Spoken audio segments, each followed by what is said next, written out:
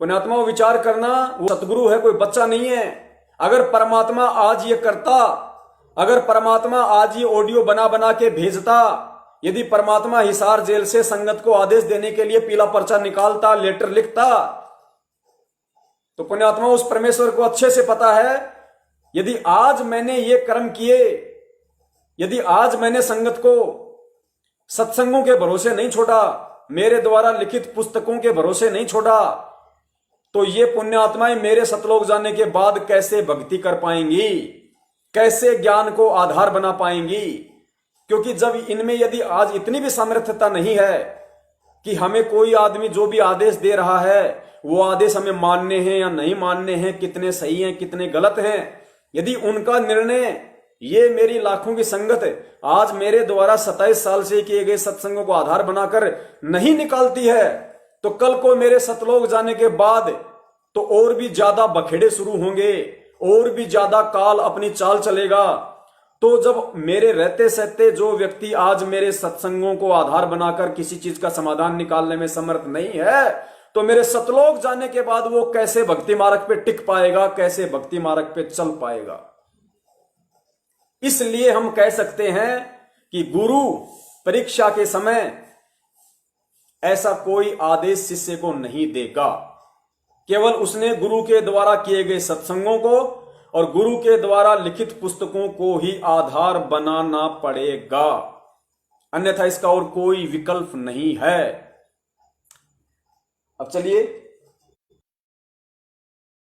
अधिक गहराई से समझने के लिए हम गुरुदेव का एक सत्संग सुनते हैं कि परमात्मा किस तरीके से पहले से ही हमारे को सत्संगों के माध्यम से गाइड करते हुए आ रहे हैं कि बच्चों तुमने किस तरीके से चलना है, कैसे तुमने रहनी करनी है, कहां कहां तुम धोखा खाओगे, किस तरीके से चलोगे तो सफल होगे, किस तरीके से नहीं चलोगे तो असफल होगे। सतगुरुदेव जी ने गीता जी का उदाहरण देकर बताया, अध्याय नंबर 2 श्लोक नंबर 53। परमेश्वर ने कहा, बात हो रही है काल भगवान और अर्जुन के बीच में, परमात्मा संदेश हमें दे रहे हैं। काल भगवान कह रहे हैं श्री कृष्ण उसको, अर्जुन को, कि अर्जुन जब तक तरह तरह के भ्रमित वचनों को सुनकर तेरी बुद्धि एक चीज पर, एक वस्तु पे, एक ज्ञान पे स्थिर नहीं होगी, तब तक तो तू योग को भी प्राप्त नहीं होगा, अर्थात तब तक तो तू भगत भी नहीं कहला सकता। अर्थात तुझे कोई भी विचलित कर सकता है भक्ति मार्ग में, तुझे कोई कुछ कहेगा, कोई तुझे कुछ कहेगा। जो स्थिति आज हो रही है संगत के साथ, ये इसी स्थिति के बारे में परमात्मा ने हमें वो गीता जी का अध्याय नंबर 2 श्लोक नंबर 53 का वो श्लोक हमें पढ़ाया था, हमें समझाया था कि नालायको, आने वाले समय में आज मैं तुम्हें जो पाठ पढ़ा रहा हूं ये तुम्हारे साथ घटना घटित होगी। वरना क्या मतलब था वो गीता पढ़ाने का, क्या मतलब था वेद पढ़ाने के, क्यों पढ़ाई परमात्मा ने? केवल हमें बुद्धि प्रदान करने के लिए, हमें ज्ञानवान बनाने के लिए, ताकि हम काल की चालों में ना आ सकें, काल हमें ना ठग सके। सुनो, गुरुदेव जी ने कितने स्पष्ट तरीके से कहा है। तू यहां खड़ा है और तेरा घर इस मार्ग पे है, उस जब तक हम जागृत नहीं होंगे, स्वयं अपनी आंखों नहीं देखेंगे सदग्रंथों को, हम निर्णय कैसे करेंगे कौन गलत है कौन ठीक है? तो दास का उद्देश्य है कि आपको प्रोजेक्टर के ऊपर टीवी चैनल, सीडीज के माध्यम से चैनलों जो है, ये सब तरीके से आपको परमात्मा की महिमा सदग्रंथों में दिखा दूं कि सदग्रंथ ये बताते हैं। फिर परमेश्वर कह रहे हैं कि मेरा उद्देश्य है कि तुम्हें सदग्रंथों से परिचित करवा दूं कि सदग्रंथ तुम्हें क्या संदेश दे रहे हैं, सदग्रंथ तुम्हें क्या कह रहे हैं। वरना तुम निर्णय कैसे करोगे कि क्या सही और क्या गलत है? अगर गुरुजी हमें वेद पुराण, गीता पुराण, इन नकलियों के सत्संग, इनकी डीवीडियां, इनकी किताबें नहीं दिखाते, तो पुण्यात्माओं हम कैसे इस चीज को हृदय से स्वीकार कर सकते थे कि संत रामपाल जी महाराज जी जो भक्ति बता रहे हैं, जो मंत्र बता रहे हैं, जो सतलोक बता रहे हैं, वो सत्य होगा? हम कभी भी यकीन नहीं कर सकते थे। तो परमेश्वर ने कहा कि जब तक तुम ये शास्त्र नहीं देखोगे तुम्हें कैसे यकीन होगा। तो पुण्यात्माओं, अब हमारे शास्त्र क्या है वर्तमान में? सतगुरु के द्वारा लिखित पुस्तकें, सतगुरु के द्वारा दिए गए सत्संग, तो ये हमारे शास्त्र हो गए। और अब हमें जो इस भक्ति मार्ग पे आगे चलेंगे तो हम क्या सही है और क्या गलत है, क्या गुरु आदेश देगा क्या नहीं देगा, उन सब का निर्णय हम केवल अपने गुरु के सत्संगों को और पुस्तकों को आधार बनाकर ही कर सकते हैं। यही गुरुदेव ने इस सत्संग के माध्यम से हमें समझाने का प्रयास किया है। जब तक हम जागृत नहीं होंगे, स्वयं अपनी आंखों नहीं देखेंगे सदग्रंथों को, हम निर्णय कैसे करेंगे कौन गलत है कौन ठीक है। तो दास का उद्देश्य है कि आपको प्रोजेक्टर के ऊपर टीवी चैनल सीडीज के माध्यम से चैनलों जो है ये सब तरीके से आपको परमात्मा की महिमा सदग्रंथों में दिखा दूं कि सदग्रंथ ये बताते हैं। फिर आप भगत बनोगे, तब तो आप भक्त बनोगे, योगी बनोगे। जैसे गीता जी अध्याय नंबर 2 के श्लोक 53 में कहा कि अर्जुन, जब तेरी बुद्धि भिन्न भिन्न प्रकार के भ्रमित करने वाले वचनों से ज्ञानों से वापस हटके एक तत्व ज्ञान में, परमात्मा के तत्व ज्ञान में स्थिर हो जाएगी, तब तो तू योग को प्राप्त होगा, तब तो तू योगी होगा, भक्त बनेगा। भक्त वही होता है जो संशय रहित हो जावे।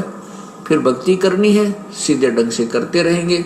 जब हम जंगल में खड़े हैं, वन में, और वहां जाकर आगे जो एग्जाम्पल परमात्मा दे रहे हैं उसको ध्यान से सुनना। परमात्मा कहां समझाने की हमें कोशिश की मालिक ने, क्योंकि परमात्मा अंतर्यामी होता है, परमात्मा दूर दृष्टि रखता है।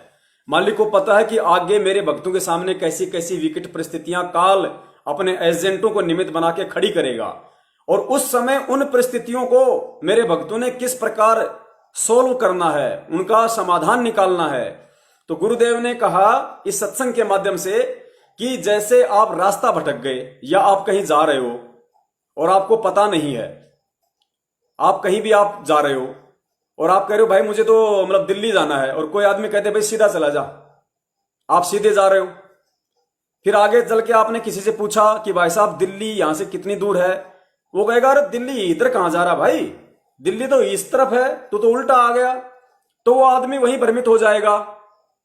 क्यों? क्योंकि मैप जो होता है, मैप मानचित्र, उसमें ही सही जानकारी होती है कि कौन सा रूट किस तरफ है, दिल्ली किधर है, जयपुर किधर है, बनारस कौन सी तरफ है।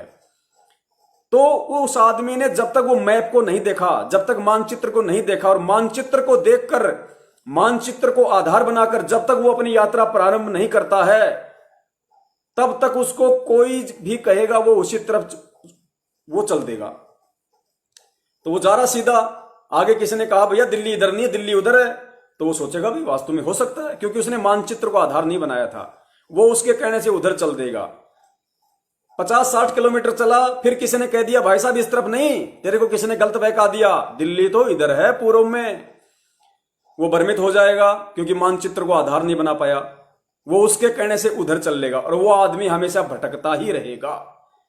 तो पुण्यात्माओं, ठीक इसी प्रकार सतलोक आश्रम मैनेजमेंट हरियाणा ने हमें जो राजनीति का रास्ता दिखाया, हमें जो आरक्षणबाजी का रास्ता दिखाया, हमें जो गुंडों की सीबीआई का रास्ता दिखाया, हमसे जो दान लिया, ज्योति पाठ के नाम पे लिया, तो हम लोग जैसा वो कहते गए वैसा हम करते गए। जिस प्रकार वो 50 किलोमीटर गया उल्टे रास्ते, फिर वापस उसके पैर उसके घिसे, फिर वापस आया तप्पड़ तप्पड़ करता हुआ, फिर किसी ने बताया तो गलत आ गया, वापस जा, फिर वापस गया अपने घुटने तोड़ते हुए। तो संगत का भी यही हाल था और यही हाल है वर्तमान में, क्योंकि जिस प्रकार वो व्यक्ति दिल्ली जाने के लिए मानचित्र को आधार नहीं बना पाया था, जिसकी वजह से मार खा रहा था, किसी के भी कहने से उधर ही चला जाता था, ठीक इसी प्रकार भक्ति मार्ग का मानचित्र, सतगुरु का सत्संग और सतगुरु के द्वारा लिखी गई पुस्तकें, ये भक्ति का संविधान होता है, ये भक्ति मार्ग का मानचित्र होता है।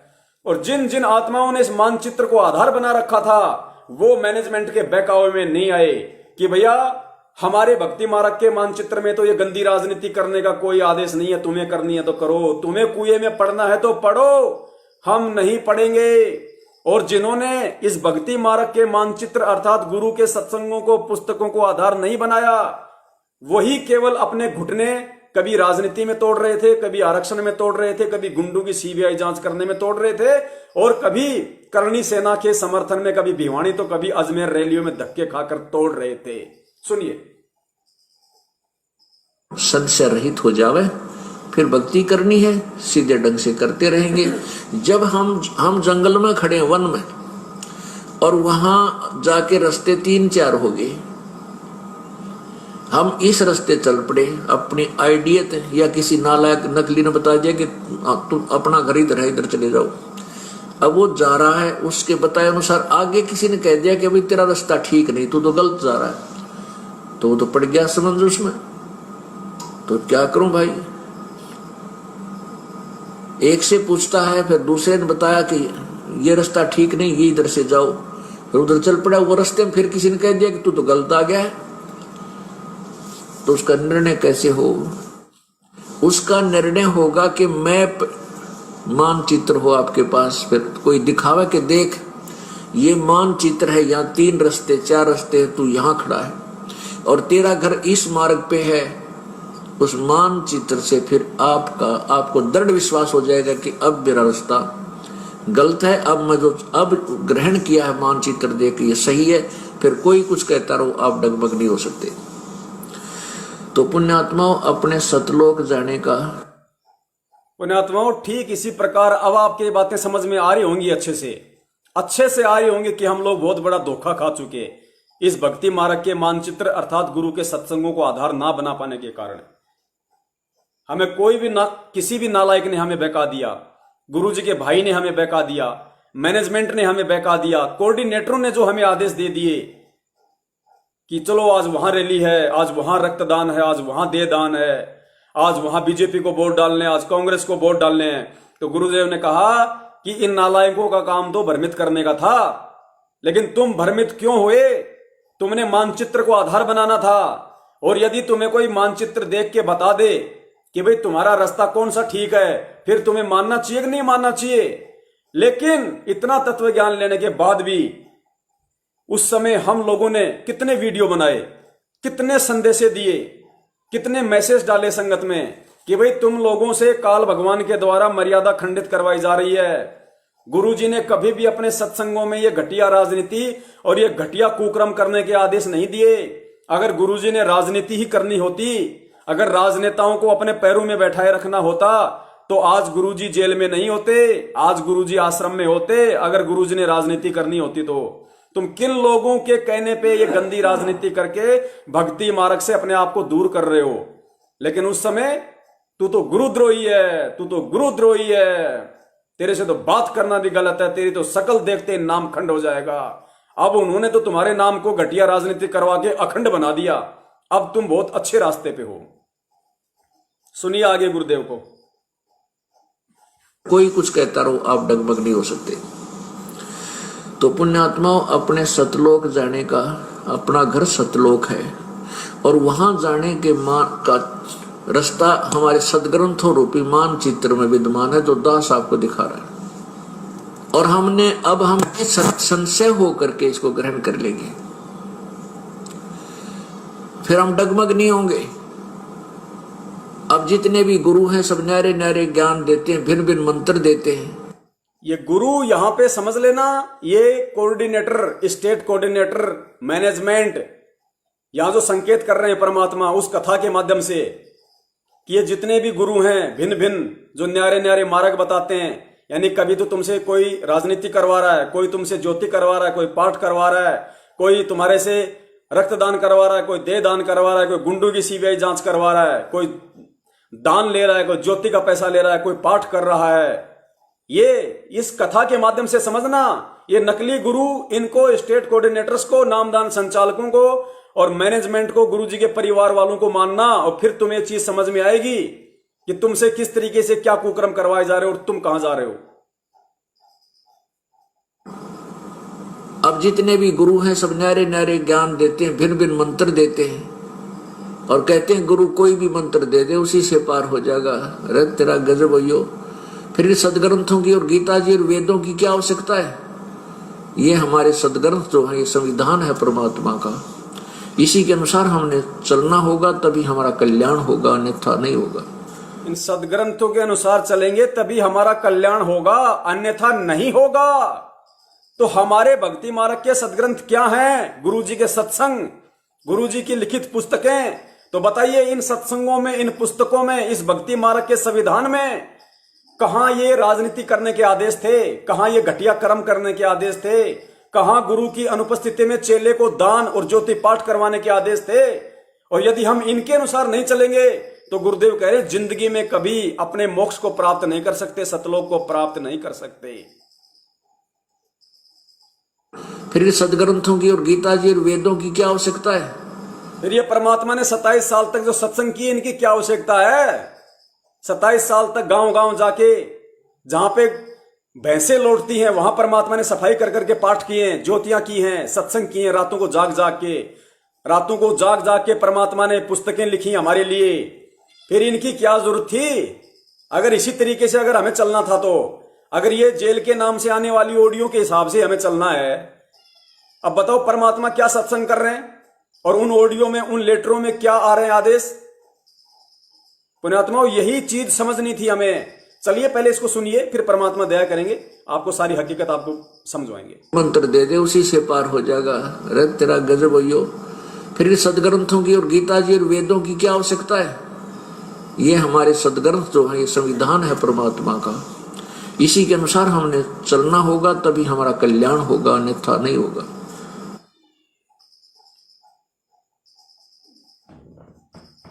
तो पुण्यात्माओं, वर्तमान में जो ऑडियो आ रही हैं और जिन ऑडियो के पीछे कि भाई ये गुरु जी की आवाज है, जेल से आ रही हैं, पुण्यात्माओं इस चीज को भी हमने गहराई से समझना होगा, क्योंकि परमात्मा ने स्पष्ट कर दिया कि भक्ति मार्ग का वास्तविक जो मानचित्र है, वास्तविक जो संविधान है कि शिष्य को किस आधार से चलना है, ये जो गुरुजी ने सत्संग कर दिए, जो पुस्तकें लिख दी, ये परमात्मा ने हम आत्माओं के लिए और आने वाले समय में जो 1000 वर्ष के लिए भक्ति मार्ग चलेगा, ये परमात्मा ने उसकी एक गाइडलाइन तैयार कर दी। एक गाइडलाइन तैयार कर दी परमेश्वर ने। ये नॉट चेंजेबल, ये चेंज नहीं हो सकती, क्योंकि परमात्मा का जो परमेश्वर ने जो अपने सत्संगों में आदेश दे दिए, जो पुस्तकों में लिख दिए, उसके अतिरिक्त परमात्मा का अन्य कोई आदेश भक्ति मार्ग में नहीं होता।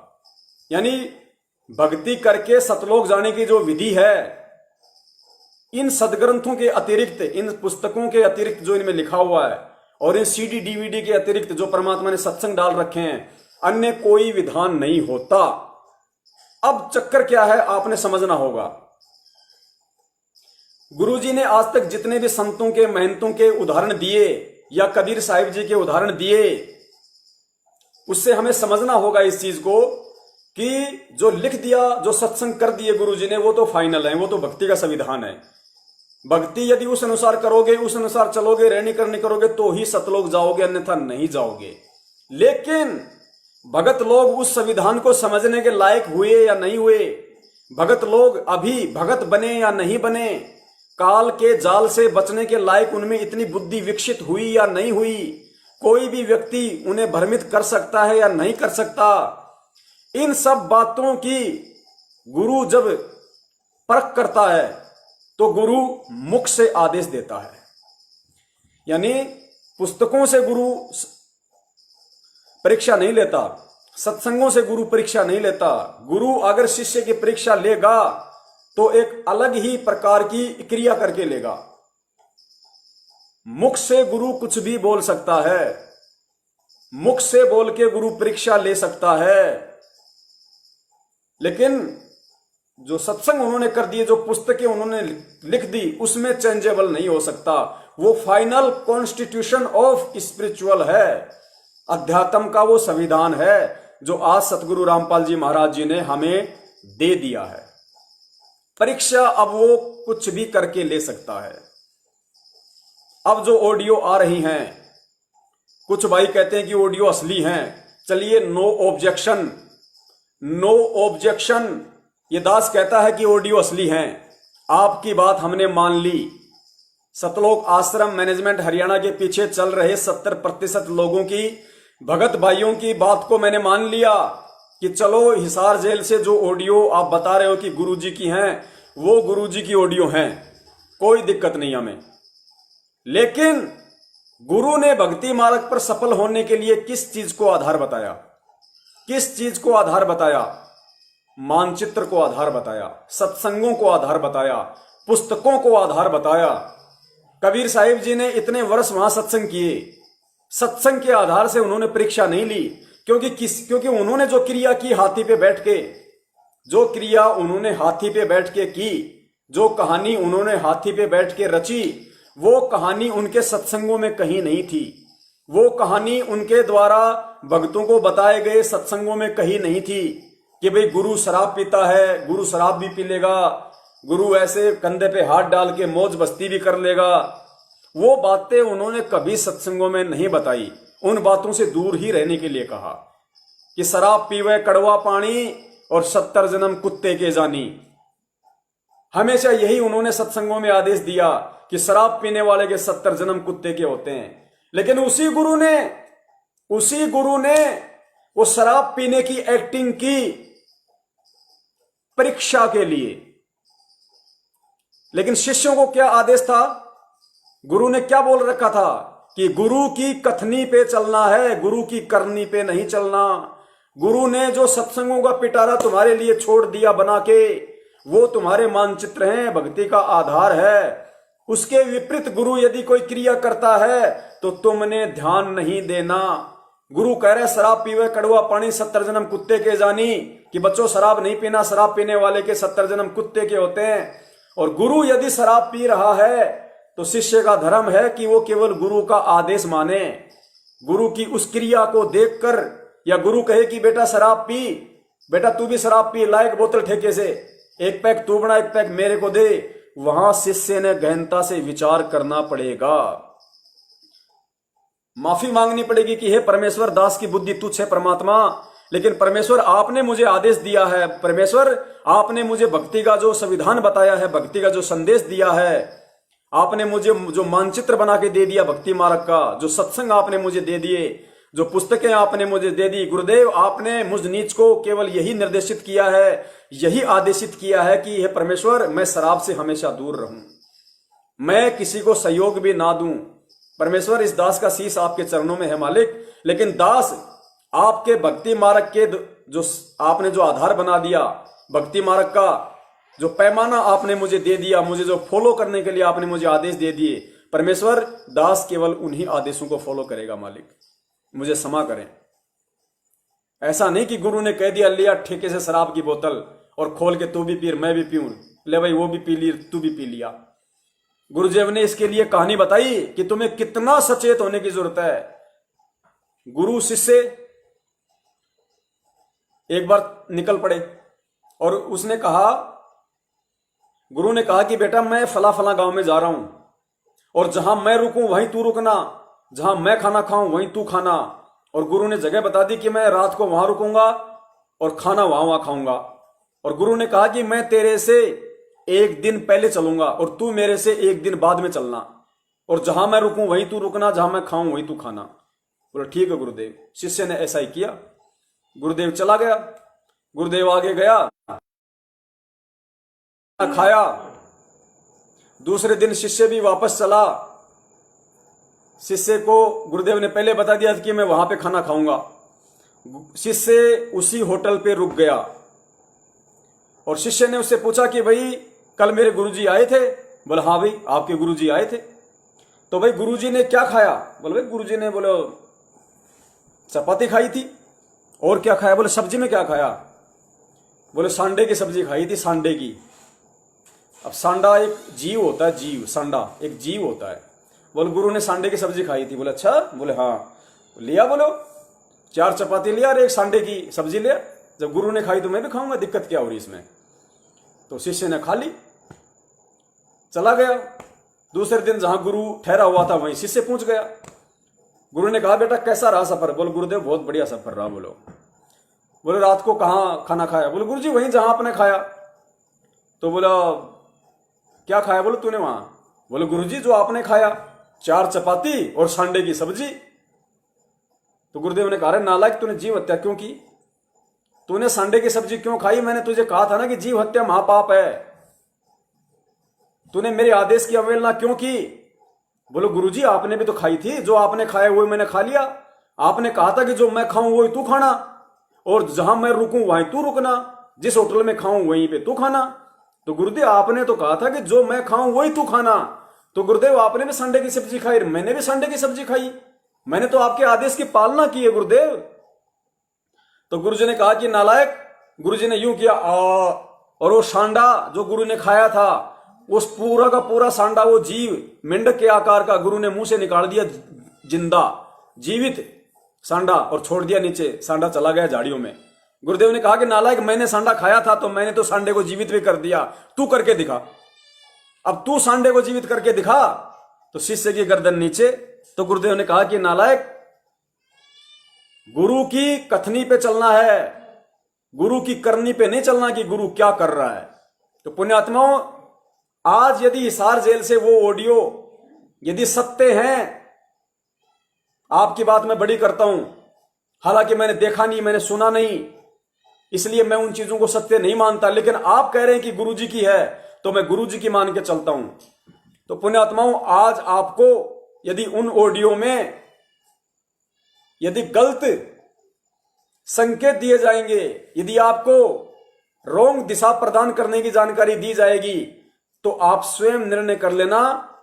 आप आज वर्तमान में गुरुजी की हिसार जेल से आ रही उन ऑडियो के आधार से चलना है भक्ति मार्ग पे, या फिर जेल जाने से पहले गुरुजी ने जो भक्ति का संविधान बना के हमें दे दिया, जो भक्ति का विधान हमें बना के दे दिया, उस आधार से हमें चलना है, क्योंकि वो गुरु की परीक्षा हो सकती है। ये ऑडियो, ये लेटर संत रामपाल जी महाराज जी की तरफ से परीक्षा है, परीक्षा हो सकती है, लेकिन पीछे के इतिहास को ध्यान में रखते हुए भगत के लिए गुरु की तरफ से क्या आदेश हैं, क्या निर्देश हैं, वो उस चीज को ध्यान में रख के आज हमने भक्ति मार्ग पे बचना है, चलना है। समझने वाले समझ गए हैं, ना समझे वो अनाड़ी है।